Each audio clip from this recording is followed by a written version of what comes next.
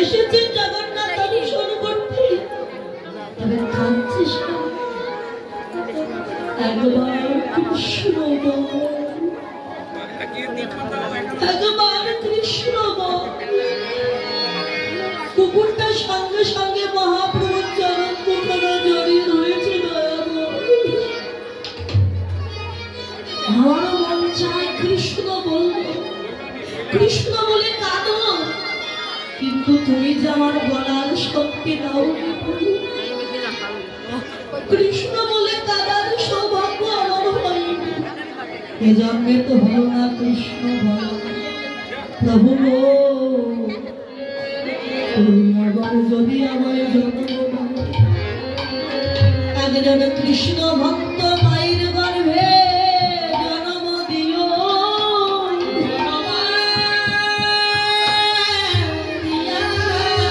আমি কৃষ্ণ ভক্ত হয়ে সকাল সকাল সাধু গুরু বৈষ্ণবের বাজারে গিয়ে ভক্তের চরণ দুখানা হৃদয়ে জড়ায়ে ধরে যেন হা কৃষ্ণ বলে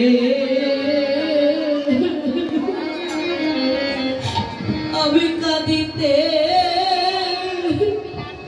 পারি।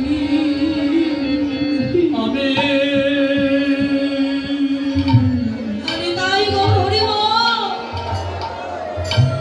আমি হা কৃষ্ণ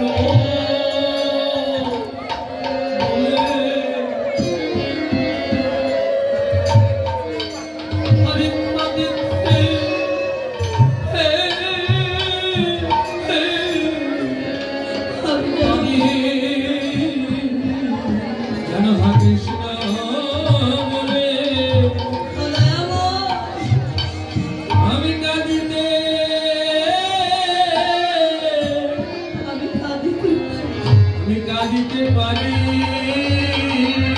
দুটি নয়ন জালে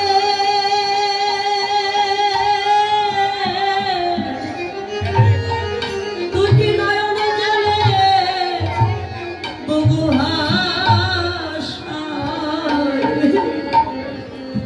যেন হা কৃষ্ণ কাঁদিতে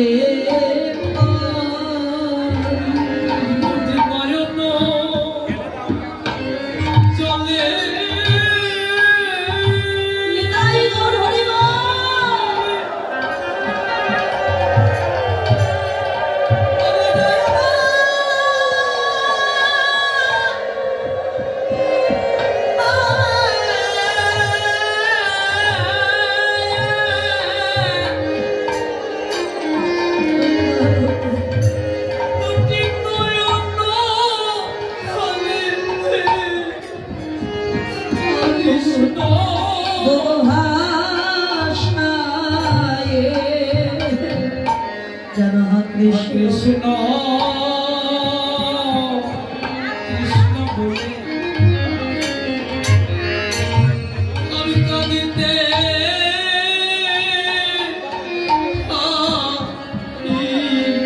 সেদিকে যেন চরণ ছাড়া সবাই যেন পুরো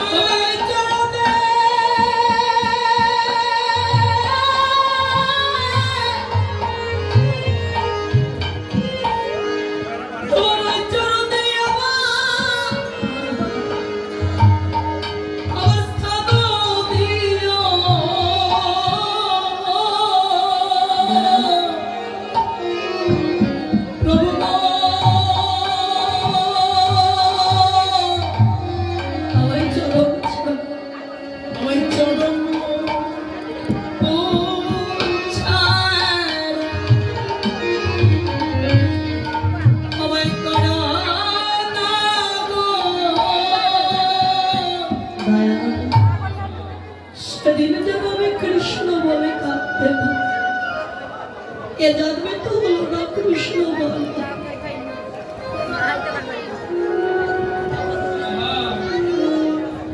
কুকুরটার কাদা বদল দেখে গৌরহরি বললেন, ওরে পরবর্তী জন্মে কৃষ্ণ বলবি, তুই এ জন্মে কৃষ্ণ বলবি কি করে প্রভু?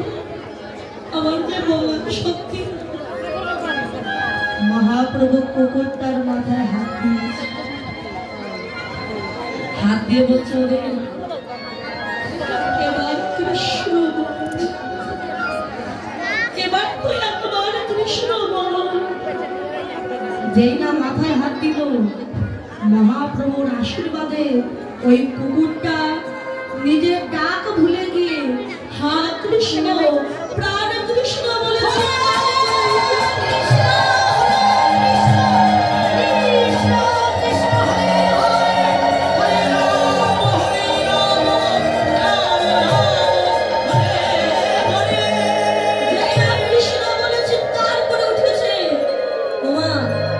শিবানন্দ দূর থেকে দেখতে পেল সে আমার বাড়ির কুকুর, সে বলছে কৃষ্ণ।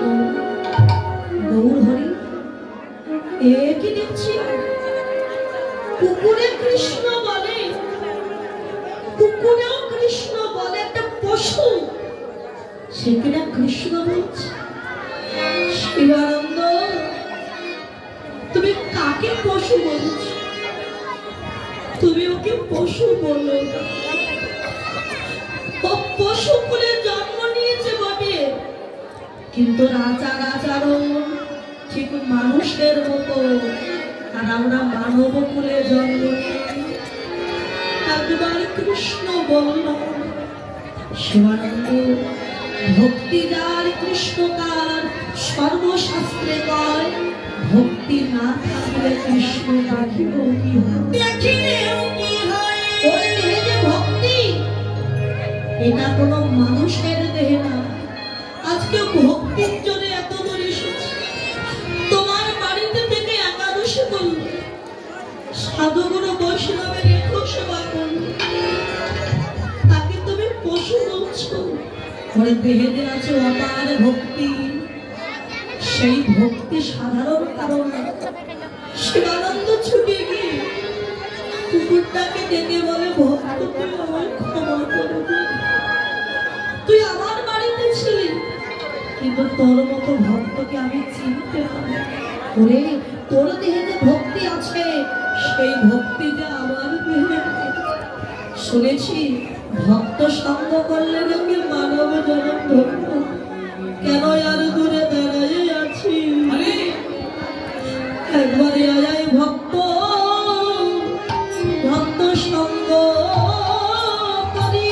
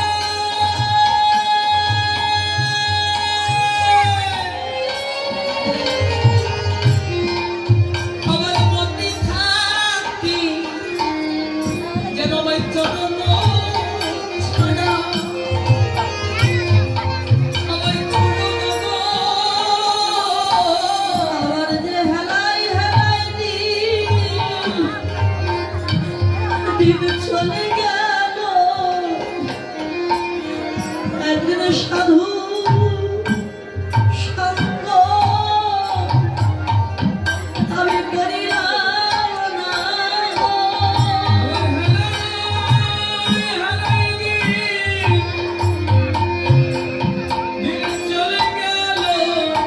আমি যেমন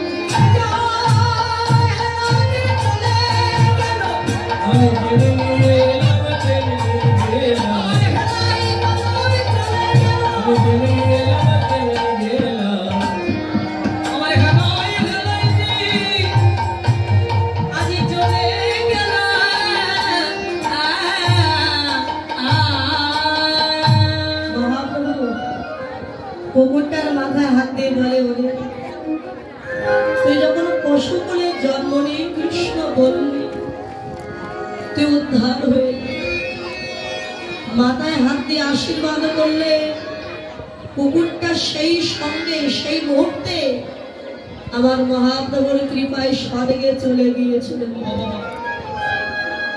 আজকে পশুকুলে জন্ম নিয়ে গৌরকে চিনতে পারবো, আমরা সাদের মানব জন্ম পেয়ে হা গৌর প্রাণ গৌর বলে বাবা এই মানব দেহে পেয়েছি, গৌর গোবিন্দকে দেওয়ার মতো কি এমন আছে আমাদের দেহ? আপনি কৃষ্ণ পূজা করবেন, একটা বৃক্ষের কাছে গিয়ে বলছেন বৃক্ষ তুমি আমাকে একটি ফল দাও, আমি গোবিন্দ সেবায়। আরেকটি বৃক্ষের কাছে গিয়ে বলছেন বৃক্ষ তুমি আমাকে একটি ফুল দাও, আমি গোবিন্দ সেবায়। একটা গাভীর কাছে গিয়ে বলছেন গাভী একটু দুগ্ধ দাও, আমি গোবিন্দ সেবায় দেব। সব যদি অপরের কাছ থেকে নিলাম, মানব দেহে কি আছে যেটা গোবিন্দকে আমরা দেওয়ার মতো কিছু নয়। আবার মহাজন বলল আছে একটা বস্তু, সেটা কি বস্তু জানো? এই ভক্তের নয়ন জল ছাড়া দেওয়ার কি ভক্তে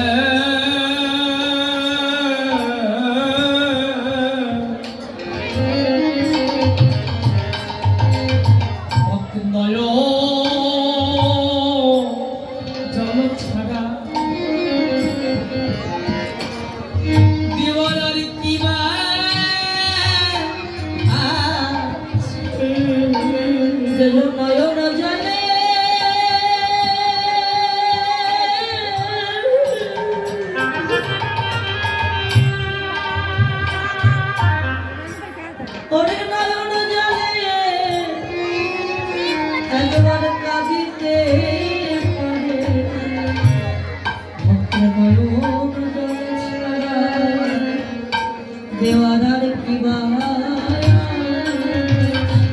যে নয়ন জলে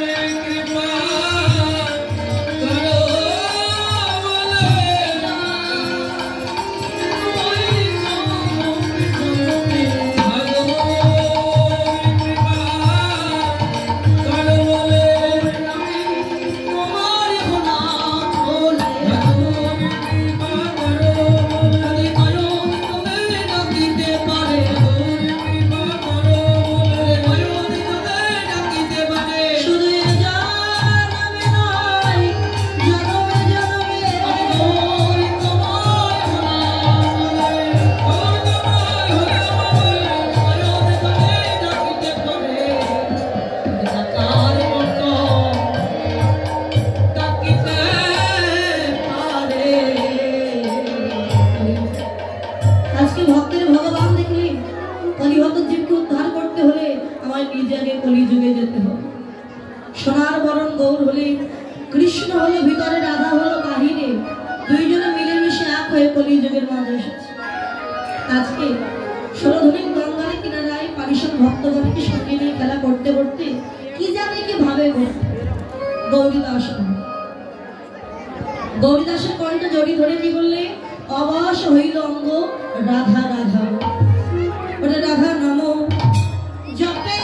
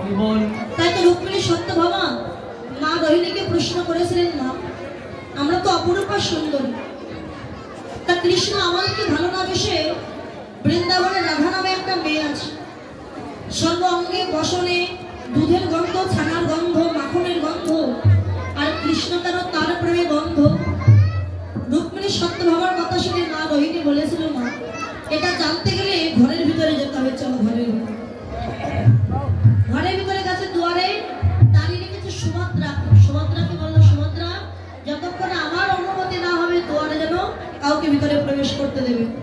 সুভদ্রা দাঁড়িয়ে আছে। মা রোহিণী রুক্মিণী সত্যভামাকে বললেন, মা, নারীরও সৃজন অতিশে কঠিন কেবাসে বুঝিবে, তাই বুঝিতে অবধি নারী লেগে বিধি বিষ অমৃত একই ভাণ্ডে। যেমন দীপিকা উজারে অধিকা, ভিতরে অনল শিখা, পতঙ্গ দেখিয়া পড়া ঘুরিয়া মুড়ে মনের পাখা, যেমতে ঘুরিয়া জগতে পড়িয়া কাম অনলে পুরি মরে, কিন্তু রসঙ্গ যেজন সে করে পান বিষ ছাড়ি অমৃতে। ধ্বংস চক্রবাক ছাড়িয়া উদাতে পিয়ালে দুগ্ধ সদা খায়, তেমতি নহিলে কোথা সেবা মিলে দিদের চণ্ডী রাশি হা করিবার। একটা নারী দেহে বিষ আছে এবং অমৃত আছে। বিষটা কি আর অমৃতটা কি? মায়ের বক্ষ সুধা পান করে গর্ভের সন্তান জীবন ধারণ করে বড় হয়। আমার এই বক্ষ সুধা দর্শন করে অনেক জীব আছে মৃত্যুর পথে ধাবিত হয়। তাহলে সন্তান স্তনদুগ্ধ যখন সেবা করে সে দুধের সন্ধান পায়। আর এই স্তনে যদি একটা জলের পোকা, একটা জগকে যদি বসিয়ে দেওয়া যায়, জগ কিন্তু দুধের সন্তান পাবে না, সেভাবে রক্তের সন্ধান। একই জায়গায় বিষ আছে, অমৃত আছে। কেউ এই অমৃত পান করে জীবন ধারণ করে, আবার কেউ বিষকে দর্শন করে মৃত্যুর পথে ধাবিত হয়। শোন না, নারীরাই পারে স্বামীকে বাঁচিয়ে রাখতে, বা নারীরাই পারে স্বামীকে মৃত্যুর পথে ঠেলে দিতে। তত্ত্ব আলোচনা করছে। শোন, কৃষ্ণ কেন রাধার প্রেমে বন্ধ জানি? দেখুন বাবা, একটা বাবা যদি 4টা সন্তান থাকে, তা বাবা ব্যবসা করার জন্য 4টে সন্তানকে 10,000 করে টাকা দিয়েছে, যে 10,000 করে টাকা দিলাম ব্যবসা শুরু হয়। এখন বাবা 3টে সন্তান ব্যবসা করতে গিয়ে লস খেয়েছে, মানে 1 টাকাও লস খেয়েছে। আর একটা সন্তান সে ব্যবসা করে উন্নতি করে 10,000 টাকায় 20,000 টাকা লাভ করেছে। এখন 4টে সন্তান গিয়ে 3টে সন্তান গিয়ে বলে, বাবা আমাদের ব্যবসায় লস হয়েছে, আমরা কোনো উন্নতি করতে পারিনি। আর একটা সন্তান যদি গিয়ে বলে, বাবা তোমার টাকায় ব্যবসা করে আমি লাভ করেছি আরো 10,000 টাকা, মানে আমি ক্ষতি করিনি, আরো উন্নতি করেছি। বাবা কোন সন্তানকে বেশি ভালোবাসবে? যে ডবল করছে তাকে বেশি ভালোবাসবে। হ্যাঁ, বাবা মার কাছে সব সন্তান সমান, তথাপিও যে নষ্ট করে, যে ক্ষতি করে, তাকে কেউ কি ভালোবাসতে চায়? ভালোবাসবে না। তুই বারবার ক্ষতি করিস, কিন্তু আমার এই ছেলেটা কত ভালো, এ ক্ষতি করে না আরো উন্নতি করে। আর যেখানে ক্ষতি হয়, যেখানে ধ্বংস হয়, সেখানে কি কৃষ্ণ থাকে? যেখানে ধ্বংস হয় না সেখানে কৃষ্ণ থাকে। কৃষ্ণ যদি প্রত্যেকে ধ্বংস হয়ে যায়, তাকে ভালোবাসবে, তার কাছে থাকবে না। কিন্তু যেখানে কৃষ্ণ বেঁচে থাকে, আমি যেখানে প্রাণ মানুষ সেখানে থাকবো, কিন্তু আমি জানি এখানে গেলে আমার মৃত্যু হবে, আমি কি যাবো? সহজে যাবো না। যেখানে কৃষ্ণ বেঁচে থাকে, কৃষ্ণ তো সেখানেই থাকবে। শোন, তোরা তো কৃষ্ণকে পেলে ধ্বংস করে দিস, যদি আর কৃষ্ণকে না পায় ধ্বংস করে দিস। আর রাধা কৃষ্ণকে বাঁচিয়ে রাখে, ধরে রাখতে। বৃন্দাবনে গোপীরা এবং রাধারানী কৃষ্ণকে ভালোবাসতো। ভালোবাসার মতো পার্থক্য কি ছিল? চৈতন্য চরিতামৃতে বললেন, অতএব গোপীগণের নাহি কাম গন্ধ, কৃষ্ণ সুখ দিতে করে কৃষ্ণের সঙ্গে সম্বন্ধ। কি বললো শোনো কি? অতএব গোপীগণের নাহি কাম গন্ধ। গোপীদের দেহে কোনো কামের গন্ধ ছিল না, কাম ছিল না। তাহলে ভালোবাসাটা কেন ছিল? কৃষ্ণ সুখ দিতে করে কৃষ্ণের সঙ্গে সম্বন্ধ। গোপীরা বলতে, হে গোবিন্দ, তোমার যত দুঃখ আছে, কষ্ট আছে, সব তুমি আমাদের, আর আমাদের জীবনে যত সুখ আছে সব তুমি। কেন গোপীগণ তোমরা দুঃখ চাইছো কেন, কষ্ট চাইছো কেন? প্রভু, দুঃখ পেলেই তো তোমার মনে রাখবো, কিন্তু সুখ পেলে তো মনে রাখবো। তাই এমন দুঃখ এমন কষ্ট দিও যেন দণ্ডে দণ্ডে পলে পলে কৃষ্ণ বলে কাঁদিতে পারি। কৃষ্ণ বলে কাঁদিতে পারি। তুমি এমন দুঃখ দিও প্রভু যেন কৃষ্ণ বলে কাঁদিতে পারি।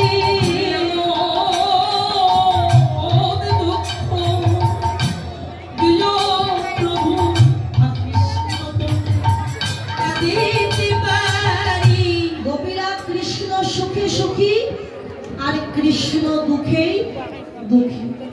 তাই সম্মান রাধারানীর মতো যদি এমন ভক্তি পেতে চাস, যদি চাস কৃষ্ণ আমাদেরও ভালোবাসুক, রাধার মতো এমন ভক্তিটা অর্জন কর, রাধার মতো কৃষ্ণকে ভালোবাসতে শেখ, তবে কৃষ্ণ তোদের প্রেমে ধরা পড়বে।